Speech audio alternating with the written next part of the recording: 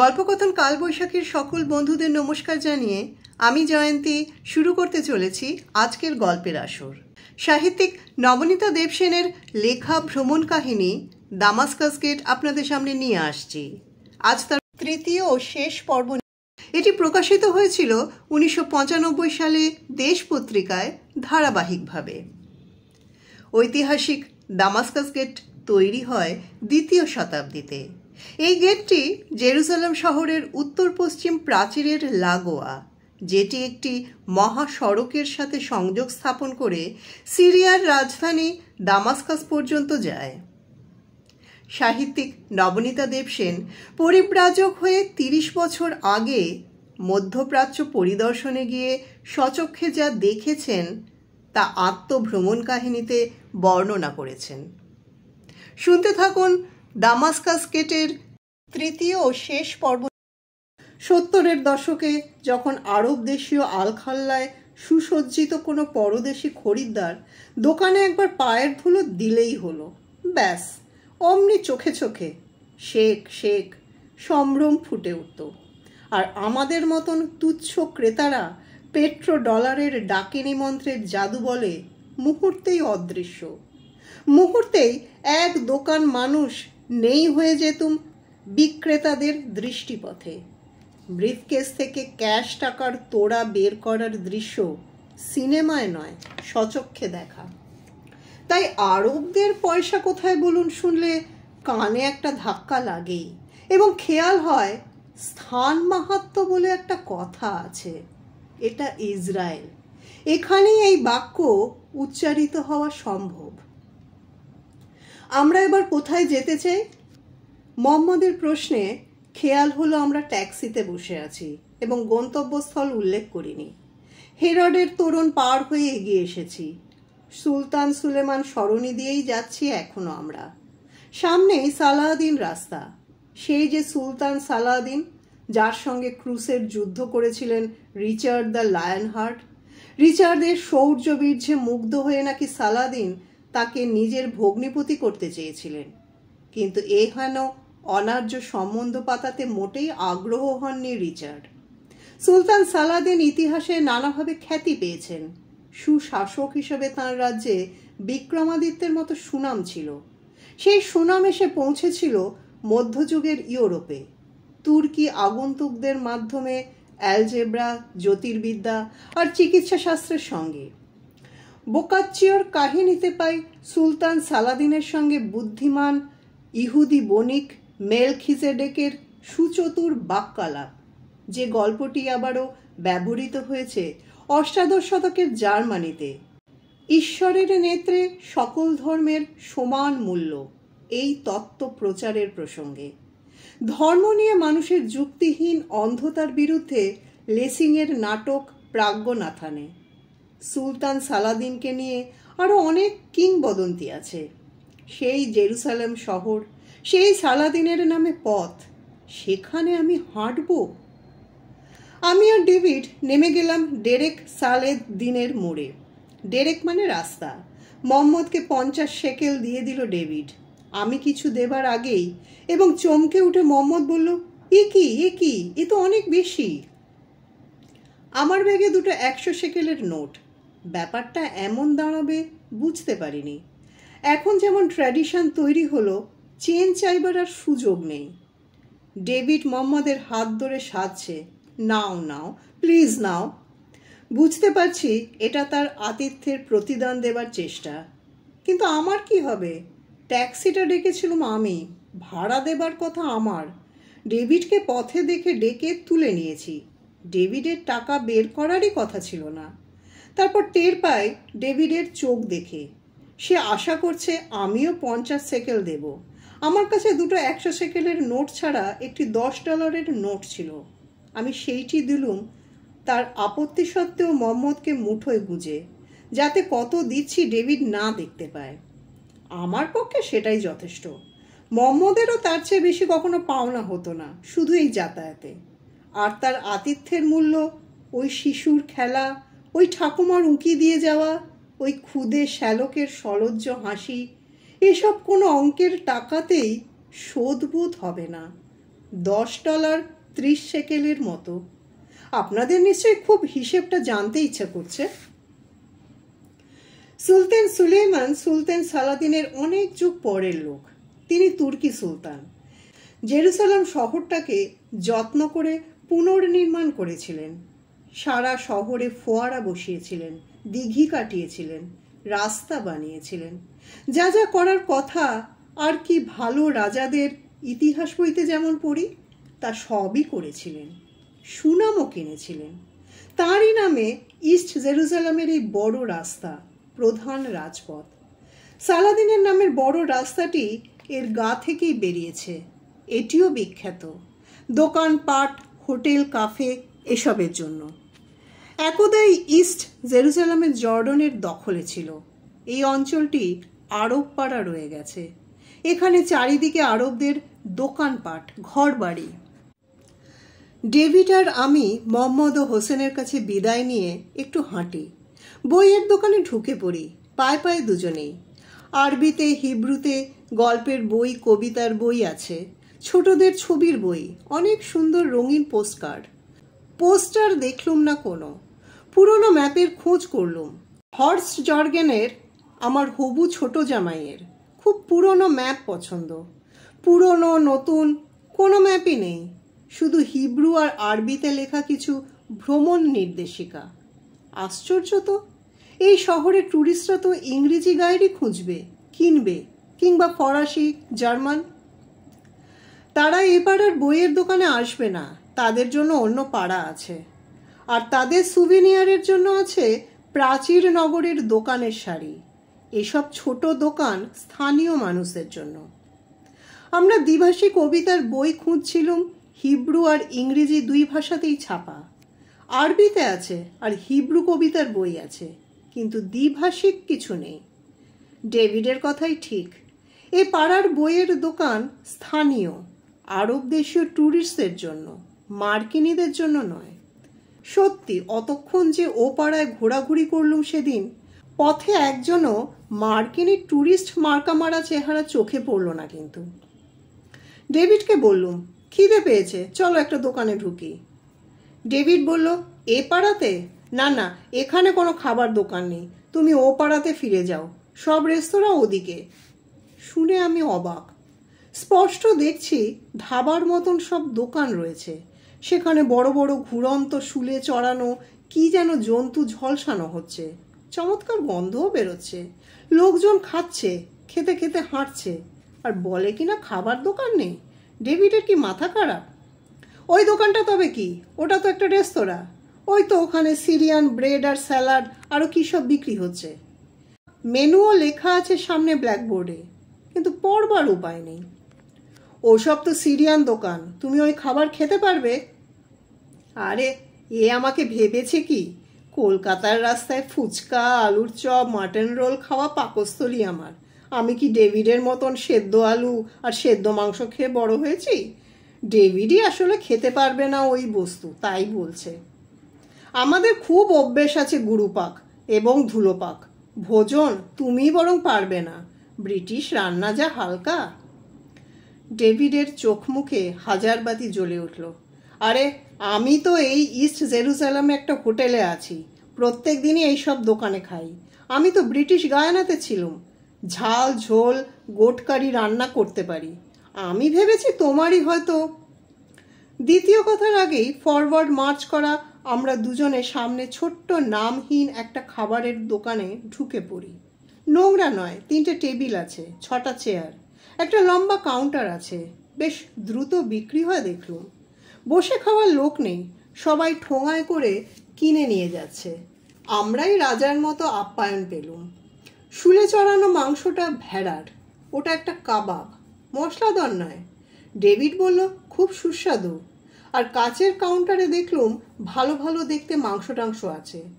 একটা মনে হচ্ছে হৃৎপিণ্ডের আচার, আর একটা বুঝি কলিজার কালিয়া, ঝাল মশলাদার, তেলে ভাসছে। আর স্যালাডও রয়েছে। সিরিয়ান ব্রেডের মধ্যে এই 3 রকম জিনিস দিয়ে স্যান্ডউইচ বানিয়ে দিল। লঙ্কা, রসুন, টমেটো, পেঁয়াজ, লেটুস। চমৎকার, জিভে জল আসবেই। ওখানকার জলটা খাই না, আমার ঝোলাতে সবসময় মিনারেল ওয়াটার থাকে। ডেভিড কোকাকোলা অর্ডার দিল। আমি আর কৌতূহল চেপে রাখতে পারি না, বলেই ফেলি, আচ্ছা তুমি ওর বউয়ের জন্য উপহার কি করে পেলে? সলজ্জ হেসে ডেভিড জানায় হাঁটতে হাঁটতে, ওটা ওর নিজের বউয়ের জন্য কিনে ফেলেছিল, তাই পকেটে ছিল।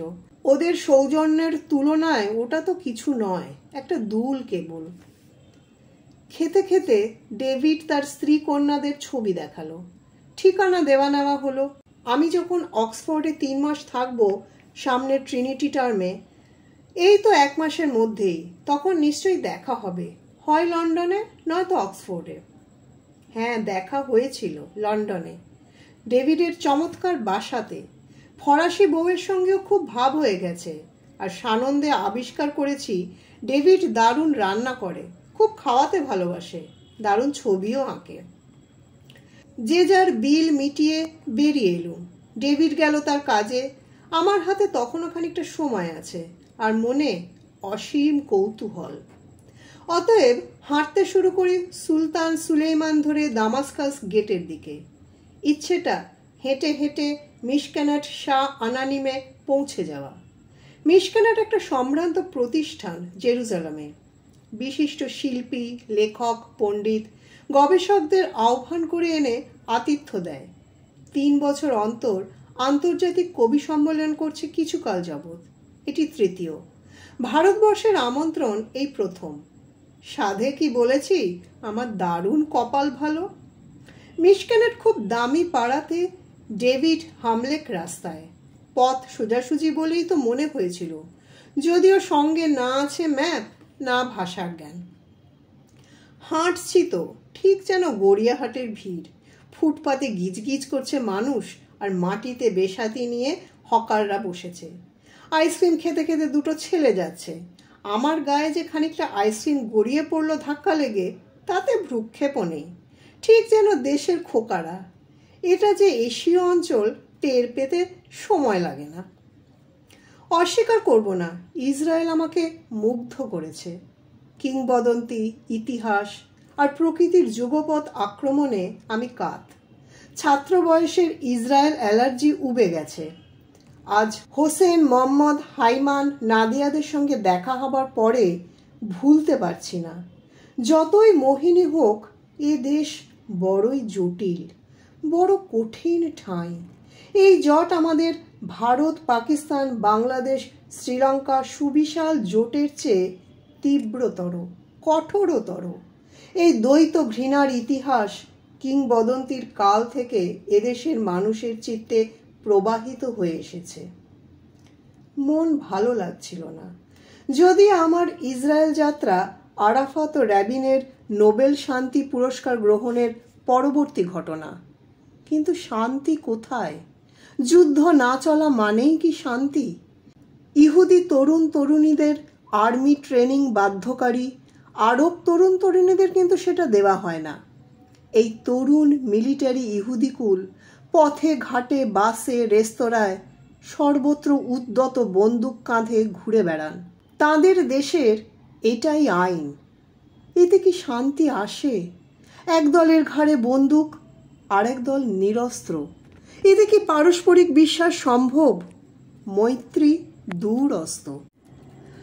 আমরা যারা প্রায় ইসরায়েল রাষ্ট্রের কাছাকাছি বয়সী, আমাদের মধ্যে এই রাষ্ট্রটির প্রতি একটি মিশ্র অনুভূতি ছিল বরাবর। একদিকে হলোকস্টের ভয়াবহতা, এক উন্মাদের পরিপাটি ব্যবস্থায় 60 লক্ষ ইহুদির প্রাণনাশ, কনসেন্ট্রেশন ক্যাম্পের বিভৎস অমানসিক কাহিনী, অ্যানি ফ্র্যাঙ্কের ডায়েরি, গ্রিমোলেভির লেখাগুলি, নুরেমবার্গ বিচার, আইকম্যান বিচার, এসবের মধ্যে আমাদের বড় হওয়া। মন থেকে আমরা জার্মানিকে কখনো ক্ষমা করতে পেরেছি কি? অন্যদিকে শিশু রাষ্ট্র ইসরায়েলকে প্রথম থেকেই আমরা জেনেছি যুদ্ধবাজ, রাজনীতির দিক থেকে প্রচণ্ড দক্ষিণপন্থী, এমনকি রাষ্ট্রপুঞ্জ থেকে তাকে বর্ণবিদ্বেষী বা রেসিস্ট আখ্যা দেওয়া হয়েছিল। উদ্দাম জায়নিস্টদের কল্যাণে নবীন রাষ্ট্রের সদর্থক দিকগুলি চাপা পড়েছিল। দুভাগে ভাগ হয়ে গিয়েছিল পৃথিবীর ভোট। একদিকে যত বামপন্থী রাষ্ট্র আর যত গরিব দেশ, তৃতীয় বিশ্বের সব ভোট, আর তাদের সঙ্গে ছিল তৈল ধনে ধনী আরব রাষ্ট্রগুলি। অন্যদিকে কারা? বিশ্বের প্রধান শক্তিগুলির সাদা মানুষের ধনী রাষ্ট্রের ভোট। কিন্তু সাদা মানুষের অনেক রাষ্ট্রই ভোট দেওয়া থেকে বিরত ছিল। তাই বিশ্বসভায় রাষ্ট্রপুঞ্জে হেরে গিয়েছিল ইসরায়েলের আত্মপক্ষ সমর্থনের চেষ্টা।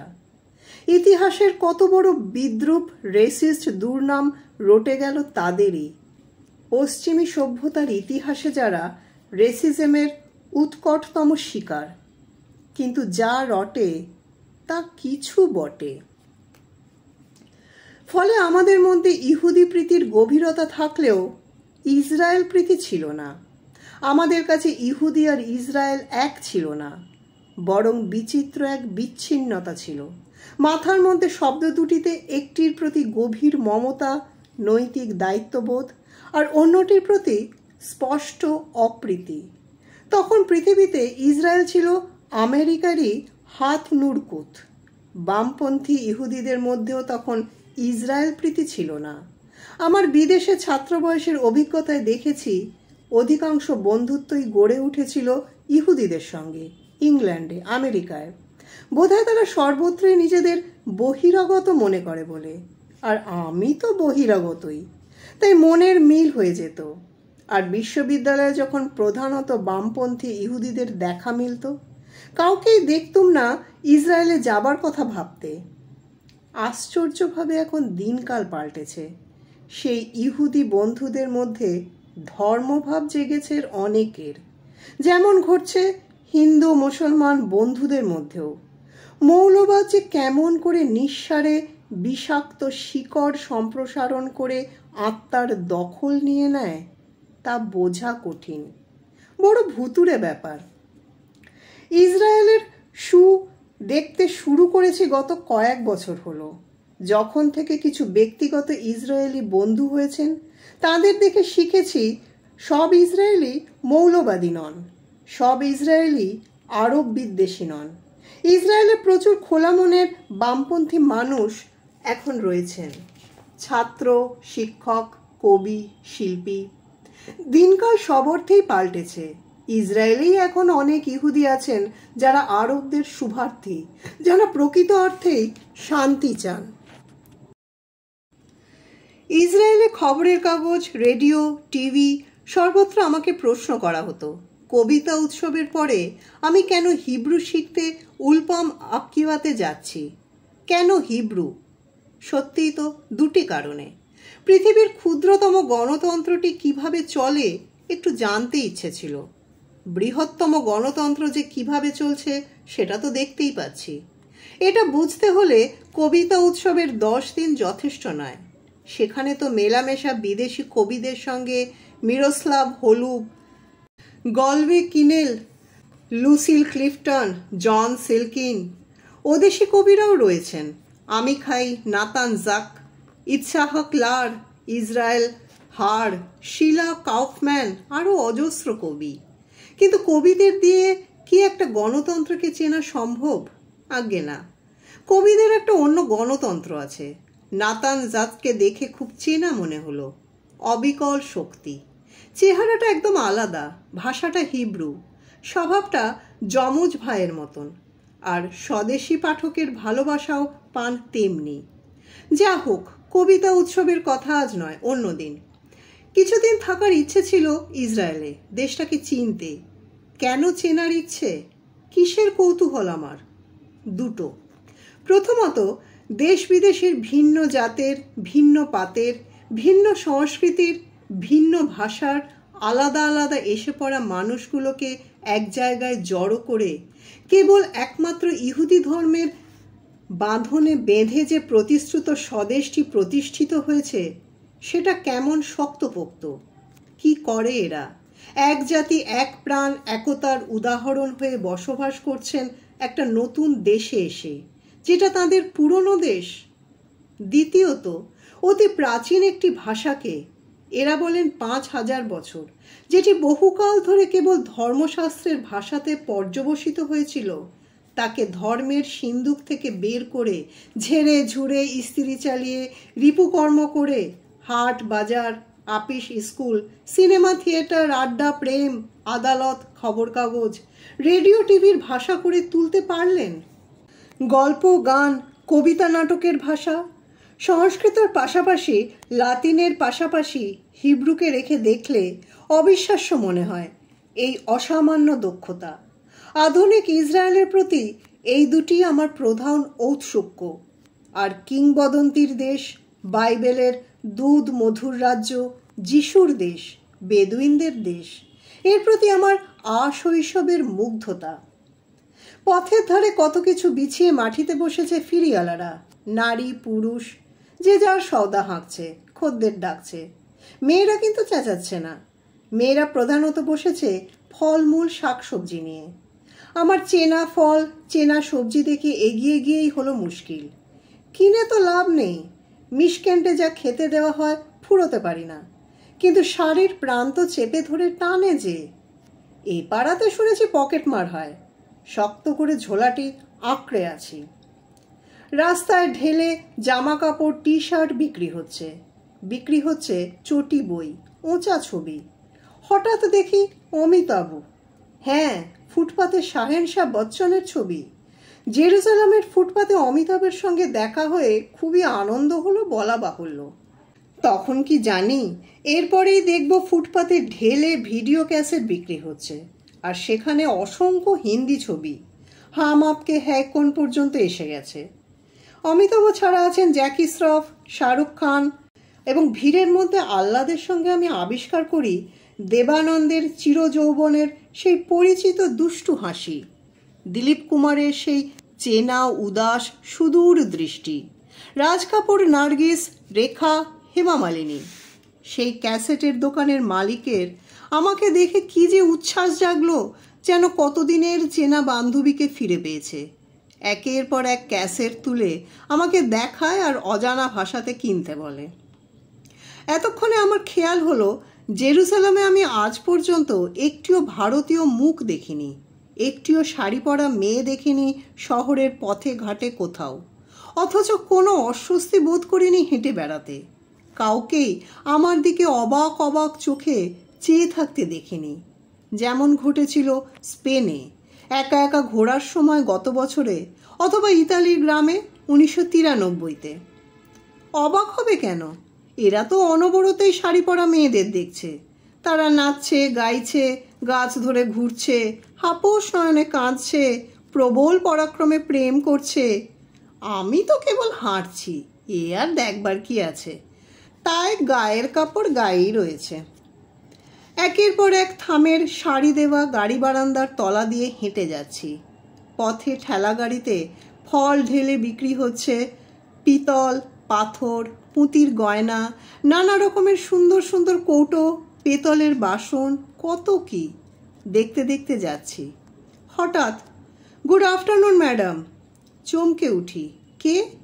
একটি থামের পাশ থেকে এগিয়ে আসে একটি যুবক, লম্বা মতন, সুশ্রী, জিন্স টি শার্ট, আলখাল্লা নয়।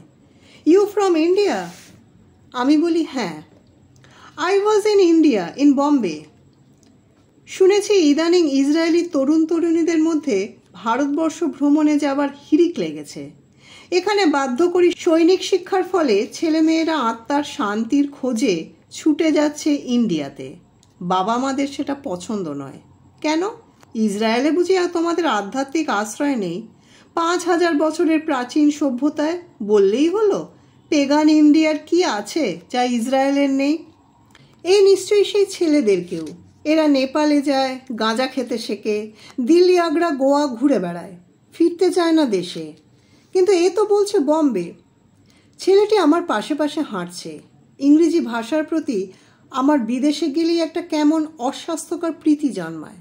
ভাষার আড়ালটা মাঝে মাঝে ধস নামার মতো মানুষদের সঙ্গে যোগাযোগ ছিন্ন করে দেয় কি না? সে বাধা অতিক্রম করার পন্থাও অবশ্য জীবজগতে আছে, সেও সত্য বটে। তবু আহ্লাদিত প্রাণে প্রশ্ন করি, কি করছিলেন বম্বেতে? সেইলার, এক কথার উত্তর। এবং তারপরেই, মিস্টার রহমান, ইউ অ্যালোন?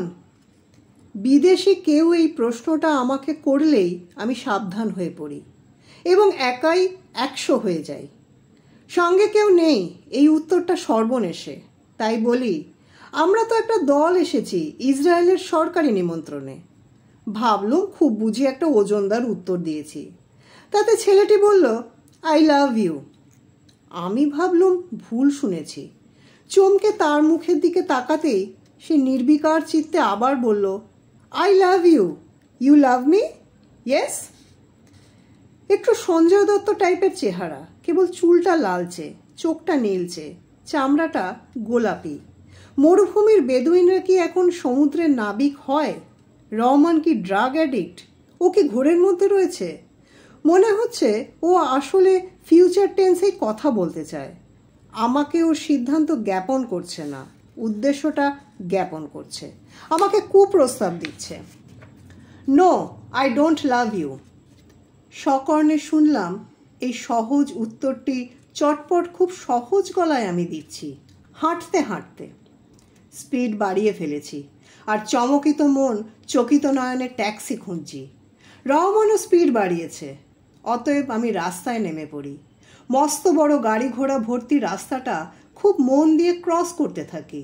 ওই তো ওই ফুটপাতে ডামাস্কাস গেটের ওদিকেই ঈশ্বরের করুণা হস্তের মতো একটা ট্যাক্সি স্ট্যান্ড দেখা যাচ্ছে। দ্রুত গতিতে গিয়ে একটা ট্যাক্সিতে চড়ে বসি। ড্রাইভার প্রশ্নারু চোখে চায়। মিশকানেট শাহ আনানিম, ওই যে উইন্ডমিলের কাছে ডেভিড হ্যামলেখের রাস্তা। জানি জানি, পোয়েট্রি ফেস্টিভ্যাল হচ্ছে। মধ্যবয়সী, কাঁচা পাকা চুল, গম্ভীর। তার জ্ঞানের ব্যাপ্তিতে মুগ্ধ হই আমি। তবু বলি, এখান থেকে 10 শেকেল হয়। কে বলল? আমি জানি, আমাকে বলে দেওয়া হয়েছে। আমার জ্ঞানের ব্যাপ্তি তাকে মুগ্ধ করে না। 15। থামান, নেমে যাই। 12। থামান মশাই, থামান, আমি অন্য গাড়ি নেব। গাড়ি থামে না। ড্রাইভার বলে, আমার নাম এবি, আপনার নাম কি? আমাকে অবশ্য আবুও বলতে পারেন। আমি নবনীতা। অত্যন্ত অবাক হয়ে উত্তর দিই। ট্যাক্সি ড্রাইভারদের সঙ্গে সেদে সেদে গল্প করা আমার চিরকেলের স্বভাব। কি কলকাতায়, কি দিল্লিতে, কি লন্ডনে, কি নিউ ইয়র্কে। কিন্তু ট্যাক্সি ড্রাইভারই সেদে সেদে আমাকে নিজের নাম বলছে, আমার নামও জানতে চাইছে। এ বস্তু ঘটেনি আগে আমার জীবনে। অন্য ব্যাপার অবশ্য ঘটেছে। গত বছর নিউ ইয়র্কে দুপুরবেলায় মেট্রোপলিটন মিউজিয়ামে এক বান্ধবীর সঙ্গে দেখা করার কথা ছিল। আর একটা অ্যাপয়েন্টমেন্ট থেকে আসছি, স্প্যানিশ এম্বাসি থেকে ভিসা নিয়ে। দেরি হয়েছে, তাই বাধ্য হয়েই ট্যাক্সি নিয়েছি। ড্রাইভারকে দেখে মনে হলো আমাদের দিশি ছেলে। সাহস করে জিজ্ঞেস করলুম, আচ্ছা এখান থেকে কত টাকা হবে? $5 মধ্যে হবে তো? ছেলেটি বলল, ওই $5 হবে। আমি তো বক্তিয়ার খিলজি, কেবল বক্তৃতা দিতে বললেই কথা খুঁজে পাই না, এই যা। আমি বললুম, আপনি কি পাকিস্তানি? ছেলেটি বলল, না আমি বাংলাদেশি। ব্যাস, তার সঙ্গে ভাব হয়ে গেল। বাংলাতেই বললুম, আমি অধ্যাপনা করি কলকাতাতে, আমার 2টি মেয়ে আছে। আপনার পরিবারে কে কে আছেন? সে তৎক্ষণাৎ গ্লাভ কম্পার্টমেন্ট থেকে একটা খাম বের করে দেখালো। একটি শিশুর 2টি ছবি। আমার ছেলে তন্ময়। তারপর সলজ্জভাবে গাড়ির চাবির ঝুলন্ত রিংটা উল্টে দেখাতে চেষ্টা করলো। তাতে প্লাস্টিকের মধ্যে একটি মেয়ের রঙিন ছবি, মণি, আমার স্ত্রী। এরা সবাই কোথায়? এতদিন দেশেই ছিল, ঢাকার কাছেই আমাদের গ্রামে। 8 মাস হলো নিয়ে এসেছি, এখন নিউ ইয়র্কে।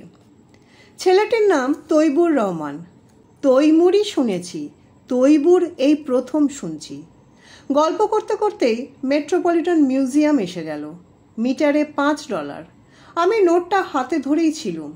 কাঁচের ফাঁক দিয়ে ওর হাতে তুলে দেবার আগেই তৈবুর আমার হাতে 2টো $1 নোট গুঁজে দিল। ভাঙানি তো পাবার কথা নয়। এইটা আপনার ভাই দিচ্ছে দিদি, একটা হ্যামবার্গার আর কোক খেয়ে নেবেন আমার নাম করে। আমার চোখে কি জল এসেছিল। মেট্রোপলিটনের সামনে অনেক ঠেলাগাড়িতে হটডগ ভূত আছে। 1.25 হটডগ আর 75 কোক খেয়েছিলুম। তৈবুরের খাওয়ানো লাঞ্চ। তার ঠিকানা জানি না। জানি না এই লেখা তার চোখে পড়বে কিনা।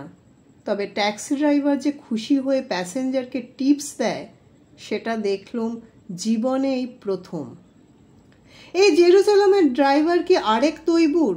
আবু ওরফে এবি বলে, তুমি মিশকান্টে কি করছো? কবিতা পড়তে এসেছি। তুমিও কবি? ইন্ডিয়ার কবি? ওই হলো। তুমি তবে একাই এসেছো? একা মানে কি? ওখানে তো কবি 40 জন। তোমার ঘরেই কি 40 জন কবি থাকে? আমি হেসে ফেলি। এই হাসিটা চরম ভুল হয়। এবি বলে, আমাকেও তোমার ঘরে নিয়ে চলো। কেন বলো তো? দেখবো মিশকেন্টের ভিতরটা কি রকম, কখনো যায়নি তো। অন্যদিন দেখো।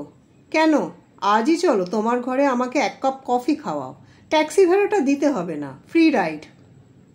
এবি, এ ধরনের অনুরোধ আমাকে না করলেই খুশি হব। আমি এখন ব্যস্ত। তাছাড়া তোমার শহরে আমি অতিথি। হিন্দি ছবির ভিলেনের মতো মৃদু মৃদু হাস্য খেলা করতে থাকে আবুর ঠোঁটে। আমি ওকে আয়নাতে দেখতে পাচ্ছি। তার মানে আবু আমার মুখখানা দিব্যি দেখছে। চোখ তুলে আমার দিকে তাকাতেই চোখাচোখি, এবং ওই চোখ দুটো দেখে আমার ডেয়ার ডেভিল শরীরও কিঞ্চিত শীতল বোধ হলো। আবু বলল, তাহলে চলো, আমার ডেরাতেই একটু আতিথেয়তা দিই তোমাকে। এখনো বড় রাস্তায় রয়েছি, চারিদিকে ভিড়। Please stop the car, I want to get of. কোথায় নামবে? মিশকেন্ট অনেক দূর। হোক দূর, তুমি থামাও। এখানে নামলেও 10 সেকেলে দিতে হবে। তুমি থামবে? আমি চেঁচাবো কিন্তু। চেঁচানোর আগেই ট্রাফিক দেবতা আমার আবেদন শুনে লাল বাতি দিয়ে দিলেন। সাধে বলি, আমি কখনো একা নই, মধুসূদন দাদার সঙ্গে ঘুরে বেড়াই। ট্যাক্সি থামবা মাত্র দরজা খুলে নেমে যাই। এবি চেঁচায়, টাকা। ভাগ্যিস লাঞ্চের পরে ব্যাগে ভাঙানি আছে। জানলা দিয়ে সেকেল 1 মুঠো প্রায় ছুঁড়ে দিই। পথে দাঁড়ানো যে খুব মুশকিল। অন্য গাড়িরা মহা বিরক্ত হচ্ছে। বিদেশি ভূত বলেই না এই রকম অজায়গায় আইন ভেঙে স্বার্থপরের মতন নেমে যাচ্ছে ট্যাক্সি থেকে। নিজের সুবিধা মতন এভাবে কেউ নেমে পড়ে? নিয়মকানুন নেই? এ কি অসভ্যতা! প্রবল বিক্রমে আলোতে দাঁড়িয়ে থাকা গাড়িরা আমাকে বকুনি দেওয়ার জন্য হর্ন বাজাতে থাকে। তখন কে শোনে কার হর্ন?